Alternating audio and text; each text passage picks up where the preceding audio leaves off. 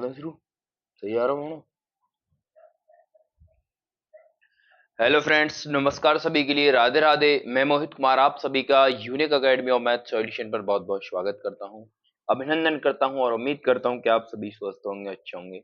जैसा कि आपको पता है कि हम इस वीडियो में पढ़ने वाले हैं 6.3 पढ़ने वाले हैं, क्योंकि हम 6.2 ऑलरेडी हम कर चुके हैं और 6.3 के जो एग्जाम्पल्स थे वो भी हम कर चुके हैं। तो आज हम पढ़ेंगे 6.3, जिसमें हम ऑलरेडी थ्योरम जो है वो काम कर चुके हैं। सारे एग्जाम्पल बहुत अच्छे से हमने कर चुके हैं इससे पहले वीडियो में।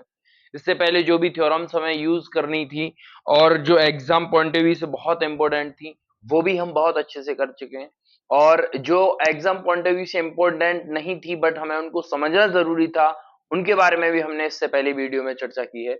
तो हमें उम्मीद है कि आप सभी इस बात से बहुत बहुत अच्छे से संतुष्ट होंगे। अगर बाय द वे अगर कोई भी आपको किसी भी प्रकार का कोई डाउट है, किसी भी क्वेश्चन में डाउट है, किसी भी टॉपिक में डाउट है, तो आप कमेंट में मेंशन कर सकते हैं। हम हर किसी के कमेंट का जवाब देने की कोशिश करते हैं और हर किसी को संतुष्ट करने की कोशिश करते हैं। तो हमें उम्मीद है कि आप सभी हमारी बात से संतुष्ट होंगे। जैसा कि हम शुरू करेंगे 6.3, तो पहला सवाल क्या कह रहा है, पहले तो ये जो हमें दिए हुए हैं फिगर्स, इनके बारे में थोड़ा सा समझने का प्रयास करेंगे। बताइए कि आकृति 6.34 में दिए गए त्रिभुजों में युग्मों में से कौन कौन से युग्म समरूप हैं। उस समरूपता कसौटी का को लिखिए जिसका प्रयोग आपने उत्तर देने में किया है, तथा साथ ही समरूप त्रिभुजों के सांकेतिक रूप से व्यक्त कीजिए। हमें सांकेतिक रूप से व्यक्त करने के जी कौन कौन से त्रिभुज समरूप हैं और कौन सी प्रॉपर्टी से समरूप हुए हैं। तो बहुत अच्छे तरीके से आप इस बात को थोड़ा सा समझने का प्रयास करेंगे मेरे बच्चों। पहला सवाल है, बहुत आसान है। पहला सवाल क्या कहता है, पहला क्वेश्चन है कि हमें जो दो त्रिभुज दिए हुए हैं, क्या दिए हुए हैं, दो त्रिभुज दिए हुए हैं इस प्रकार से, जिनमें एंगल्स हमें गिवन है। क्या है, एंगल्स हमें गिवन है, जिनमें त्रिभुज ए बी सी, ये एंगल है हमारा 60 डिग्री, ये है 80 डिग्री और ये है 40 डिग्री। एक दूसरा त्रिभुज दिया हुआ है जिसमें ये एंगल, ये त्रिभुज पी क्यू आर है, जिसमें ये है 60 डिग्री, ये है 80 डिग्री और ये है 40 डिग्री। तो आप थोड़ा सा ध्यान से देखने का अगर प्रयास करेंगे तो ये कोण इसके बराबर है, ये कोण इसके बराबर है, ये कोण इसके बराबर है। इसका मतलब है कि त्रिभुज ए बी सी समरूप है त्रिभुज पी क्यू आर के। कौन सी प्रॉपर्टी, एंगल एंगल समरूपता कसौटी। मैं उम्मीद करता हूं कि ये बात आपके बहुत अच्छे से समझ में आई होगी। जब ये ऐसा है तो इनकी भुजाओं का रेशियो भी बराबर होगा, संगत भुजाओं का, मतलब कि ए बी अपॉन होगा पी क्यू बराबर ए सी अपॉन होगा पी आर बराबर होगा बी सी अपॉन होगा क्यू आर। इतना हमें सवाल में करना है, इतना ही हमें बोला गया है कि हमें समरूप त्रिभुजों के सांकेतिक रूप से व्यक्त कीजिए। इस तरीके से हमने दोनों तरीके से जो भी बोला गया है सवाल में, हमने वहां तक कर दिया है सवाल को। तो ये बात हमारी बहुत अच्छे से आपकी समझ में आई होगी, मैं उम्मीद करता हूं। सवाल आगे क्या कहते हैं, आगे की बात करेंगे भैया, बिल्कुल शांति के साथ पढ़ेंगे, कोई जल्दबाजी नहीं है। और जिसको थोड़ी बहुत जल्दबाजी हो तो उसको भी हम बता देंगे भैया, आप बता दें हमें कि थोड़ा फास्ट चलें, क्योंकि हमें समान रूप से सभी स्टूडेंट को ध्यान में रखना है। जो थोड़े से कमजोर छात्र हैं, छात्राएं हैं, उन पे भी थोड़ा सा हमें ध्यान देना है। जो तेज हैं वो तो तेज हैं ही, तो वो थोड़ा सा वीडियो को स्किप कर करके भी देख सकते हो, तो उनके लिए भी फायदा है। क्लियर मेरी बात। दूसरी बात, दूसरा त्रिभुज है मेरे भैया, दूसरा सवाल है और इसमें भी आपको दो त्रिभुज गिवन है, जिसमें ए बी सी, जिसमें साइड्स दे रखी 2 3 और 2.5। इधर एक दूसरा त्रिभुज है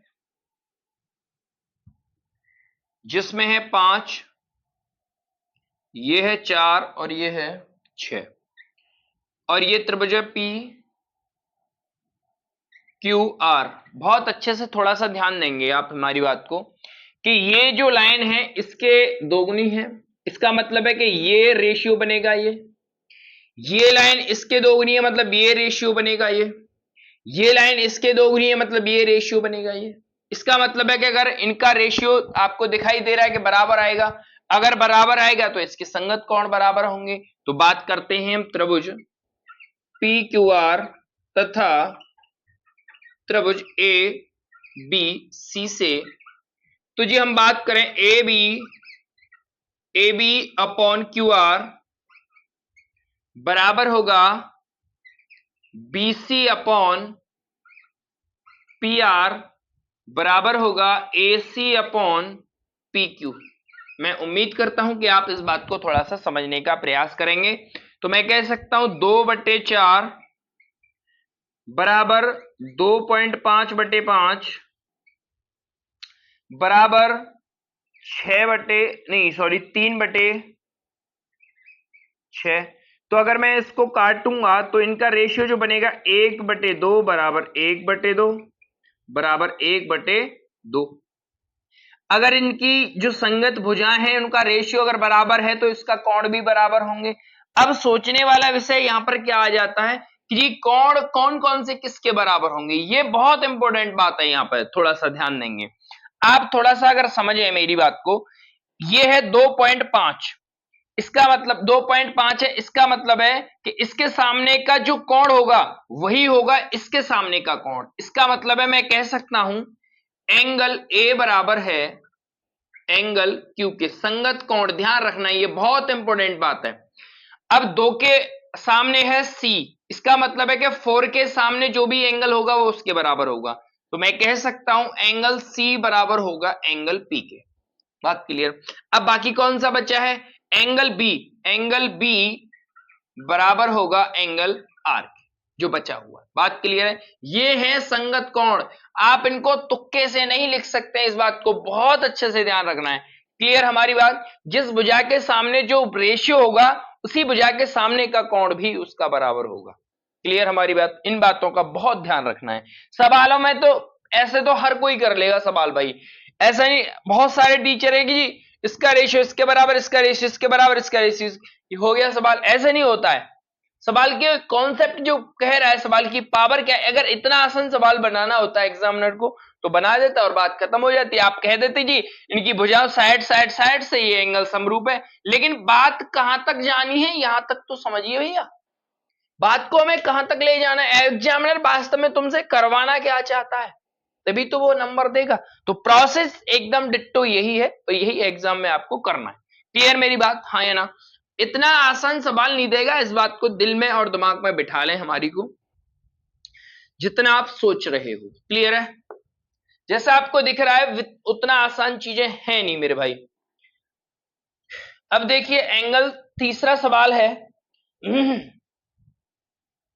त्रिभुज दिए हुए हैं हमें एल एम पी, एक दूसरा त्रिभुज दिया हुआ है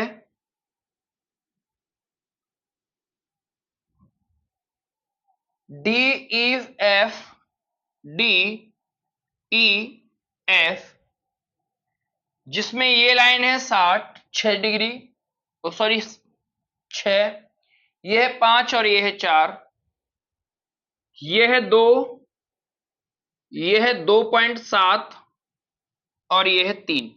तो आप थोड़ा सा गौर फरमाएं कि 2 का 2 गुना 4, ठीक है भाई मिल गया, और 3 का 2 गुना 6 भाई, ठीक है मिल गया। इसका मतलब है कि अगर यहां 2.5 होता तो इसका ये 2 गुना हो जाता, इसका मतलब है कि ये त्रिभुज समरूप हो जाता।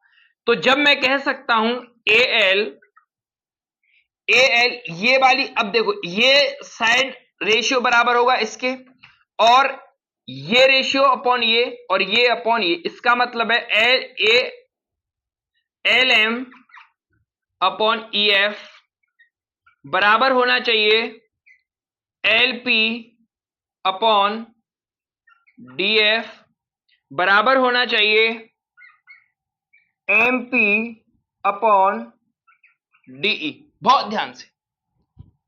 तो आप देखेंगे ये कितना है 2.7 है मेरे भाई, और ये कितना है 5 है।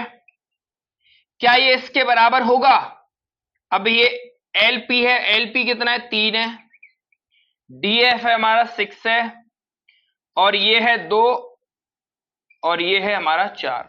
तो ये अपॉन ये अगर मैं काट के करूंगा तो 1/2, ये तो हो गया बराबर, लेकिन क्या ये इसके बराबर होगा? क्या ये इसके बराबर होगा? ये कभी इसके बराबर नहीं होगा। हम कह सकते हैं अतः त्रिभुज LPM या LMP समरूप नहीं है त्रिभुज DEF के। बात समझ में आई?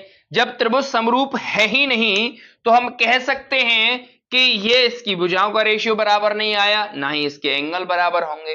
तो ये वाला क्या हो गया, यहां पर गलत हो गया। बात समझ में आई या नहीं आई? ये अगर रेशियो बराबर है तो बात सही होती, लेकिन यहां पर ये रेशियो बराबर नहीं है। हमें पता कहां पे चला है? हमें पता यहां पर चला है, तब जाके हमने ये नॉट इज इक्वल टू का साइन यहां आके लगाया है। ये बहुत बारीकी की बात है, बहुत ध्यान से चीजों को समझेंगे। हमें यहां तक पता नहीं था कि जी क्या हो सकता है आगे। हमने तो पहले, क्योंकि भुजाएं हमें दे रखी हैं, तो हमने सोचा जी हो सकता है कि काम आगे बन जाए, तो फिर हमने इसके कॉरस्पॉन्डिंग जो साइड्स है उनका रेशियो लिया, कॉरस्पॉन्डिंग साइड्स का लिया। हमें यहां तक देखा तो भैया यहां तो बराबर आ गया, लेकिन ये इसके बराबर नहीं है, तो आप कह सकते हो कि यहां आके लिखेंगे आप not is equal two is it is clear मेरी बात? हाँ या ना?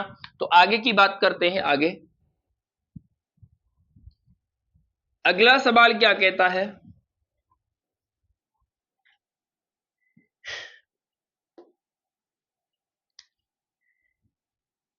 त्रिभुज है MNL,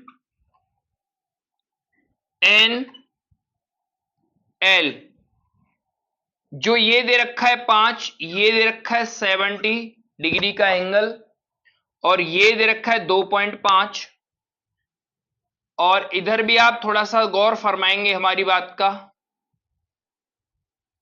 तो एक एंगल दे रखा है 70 डिग्री का, एक ये है PQR, और एक साइड दे रखी है 10 और एक साइड दे रखी है 5। बहुत ही ध्यान से आप सोचने का प्रयास करें मेरा, यह बात एकदम सही है, बहुत ध्यान से सोचना। अगर ये एक एंगल इसका बराबर है और दो साइड्स का रेशियो बराबर है, मतलब ये डबल है इसका और ये डबल है इसका। और दूसरी चीज इसमें मैं क्या बताने का प्रयास करूंगा आपको, कि अगर ये साइड यहां होती, ये साइड यहां होती और ये एंगल होता, तो फिर ये कभी समरूप नहीं होता। क्यों नहीं होता? क्योंकि इसकी संगत भुजा नहीं है ये। बात समझ में? जब ये इन भुजाओं के बीच में है और यहां भी इन भुजाओं के बीच में है एंगल, तो ही समरूप होगा। इस बात को दिल और दिमाग में बिठा लेना। तो मैं कह सकता हूं मेरे बच्चों, त्रिभुज MLN तथा त्रिभुज PQR से, तो MN अपॉन ये PQ बराबर होगा ML अपॉन QR, और एंगल M बराबर है एंगल Q के। और इनको थोड़ा सा अगर मैं चेक करके देखता हूं, ये कितना है 2.5 अपॉन 5, ये 5/10, इसने इसको 2 बार काटा, इसने भी इसको 2 बार काटा, मतलब 1/2, मतलब 1/2 बराबर 1/2। एक एंगल बराबर है और दो साइड का रेशियो बराबर है, तो कौन सी समरूपता कसौटी लग गई भैया? PQR समरूप होगा त्रिभुज MLN साइड एंगल, क्योंकि दो भुजाओं का रेशियो बराबर है और एक एंगल बराबर है, तो एंगल साइड से ये समरूप हो गया। अगर ये समरूप हो गया तो इसके संगत कोण बराबर होंगे। अब देखने वाली बात क्या है, कौन सा एंगल किसके बराबर होगा? इसके सामने ये एंगल है कितना? N। इसका मतलब है कि इसका जो डबल होगा, इसका डबल कौन सा? ये वाला। इसका डबल कौन सा? ये वाला। इसका मतलब है कि एंगल N बराबर होगा एंगल P के। एंगल एन बराबर होगा एंगल पी के। बोलो हाँ या ना। एंगल एन बराबर होगा एंगल पी के, और एंगल एम हमें दे ही रखा है एंगल क्यू के।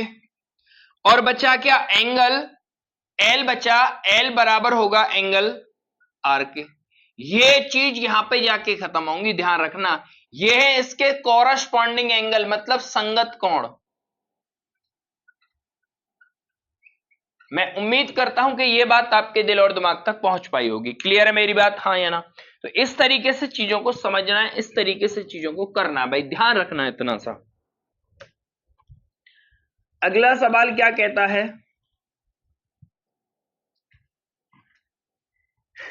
अब देखो ये वही सवाल आ गया जो मैं अभी बोल रहा था, ये वही सवाल है जो मैं अभी बोल रहा था। बहुत ध्यान से इस बात को आप समझ लेंगे। अभी जस्ट मैंने ये बातों बातों में ही आपको क्लियर करा दी बात, बातों बातों में ही बात हो गई। कुछ पल की मुलाकात में कई रात हो गई। वो देखते रहे हमको, वो देखते रहे हमको इस कदर कि जानो हम, वो देखते रहे हमको इस कदर कि न जाने हम कहां खो गए। क्लियर है भाई। तो वही चीज है। और यहां पर ये एंगल आपको गिवन है 80 डिग्री का, और यहां पर भी एक त्रिभुज बनाया गया है जिसमें हमें ये एंगल दे रखा है 80 डिग्री।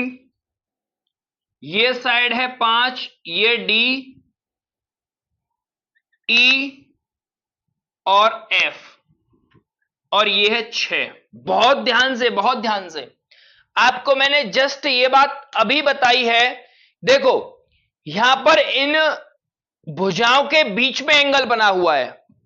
अब यहां पर इन भुजाओं के बीच में कोई एंगल है, ये वाला एंगल अगर यहां होता तो मैं कह देता कि ये एंगल ये ट्राइंगल इस ट्राइंगल के समरूप है। अन्यथा यहां पर ये एंगल दे रखा है, जबकि ये एंगल अगर यहां होता तो भी हम कह सकते थे कि ये समरूप है। लेकिन एंगल तो दे दिया अलग, लेकिन ये कॉरस्पॉन्डिंग एंगल ए का एंगल एफ के बराबर नहीं होगा।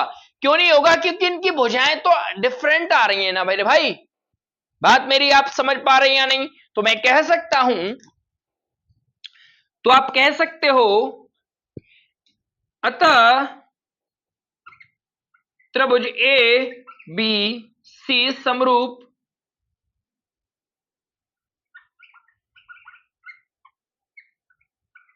नहीं होगा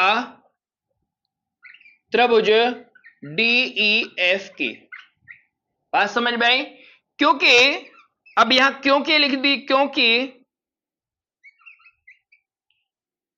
एंगल ए एंगल एफ का संगत कोण भुजा के अनुसार नहीं है। इतनी सी लैंग्वेज अगर आपने लिख दी तो एग्जामिनर आपसे संतुष्ट हो जाएगा कि भाई बच्चे ने बहुत अच्छा काम कर दिया, हमें बता दिया कि एंगल क्यों समरूप नहीं है, जबकि यहां दे रखा है ये भी 80 है, ये भी 80 है, ये इसका डबल है, ये इसका डबल है, तो होना चाहिए साइड एंगल साइड से, बट नॉट। क्यों? क्योंकि ये इसका संगत कोण नहीं है चाचा। बात मेरी उम्मीद करता हूं कि समझ में आई होगी। क्यों नहीं है ये भी मैं बात क्लियर कर चुका हूं। इन दोनों साइड्स के बीच में यहां पर एंगल है, जबकि यहां अगर एंगल ये होता तो बात होती, लेकिन ये क्या है, अलग है। क्लियर मेरी बात? तो मैं कह सकता हूं ये इसलिए समरूप नहीं है। सवाल नंबर अगला क्या कहता है वो बात भी कर लेते हैं। क्लियर है मेरे भाई? अगला सवाल है,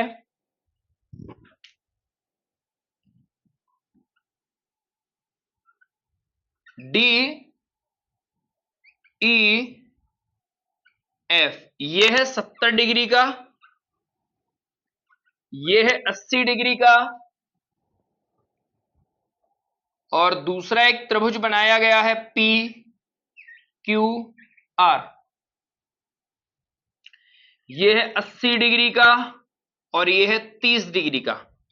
थोड़ा सा अगर विचार करेंगे 70 और 80 कितने हो गए? 50। और त्रिभुज के तीनों कोणों का योग होता है 180। इसका मतलब है कि ये एंगल कितने का रहा होगा? 30 डिग्री का। ये कितने हो गए? 110। त्रिभुज के तीनों कोणों का योग कितना होता है? 70 डिग्री। 180 डिग्री, तो ये कितना रहा होगा? 70। इसका मतलब है ये इसके संगत, ये इसके संगत और ये इसके संगत। तो मैं कह सकता हूं त्रिभुज ए, ए बी तो नहीं है, डी एफ ई समरूप है त्रिभुज पी क्यू आर के। कौन सी प्रॉपर्टी? एंगल, एंगल, एंगल समरूपता कसौटी। इसका अब देखिए, ये अपॉन होगा ये अपॉन होगा ये, और ये अपॉन होगा ये। ध्यान रखना इस बात को।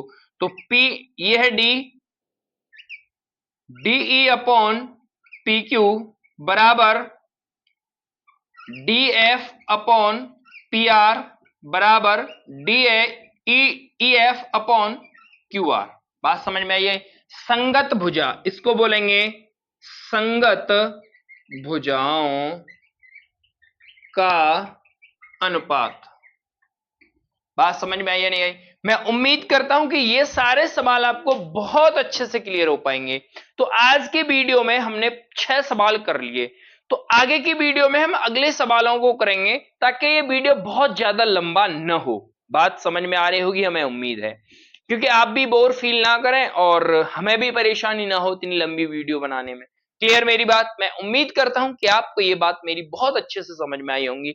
आपको बोर्ड में किसी के बहकावे में नहीं आना है कि जी देख लीजिए आप तो ये जब इसके समरूप है तो आप डायरेक्ट लिख दो ये समरूप है, ये कुछ मत लिखो, गड़बड़ हो जाएगा। यहाँ पर एग्जामिनर आपको 1 नंबर भी नहीं देगा अगर ये नंबर 2-3 सवाल में आया तो, 2 नंबर में, 3 नंबर में। सवाल आपको यहां तक करना ही पड़ेगा जैसे मैंने डिट्टो आपको ये सवाल कराए हैं। अगर इतने ही सवाल इतने ही इजी आते तो एग्जामिनर इनको पूछता क्या 10th क्लास में? फूंक मार के बच्चे बता देंगे कि हाँ बाय ऑब्जेक्ट आ जाता है तो आप देख के बता सकते हो। अगर इसका सॉल्यूशन करने के लिए आता है तो फिर आपको ऐसे ही करना पड़ेगा। मुझे उम्मीद है कि आपको मेरी बात बहुत अच्छी समझ में आई होगी। थैंक यू मेरे दोस्त, thank you, thanks for watching, meet you again, okay bye, Radhe Radhe, जय श्री कृष्ण।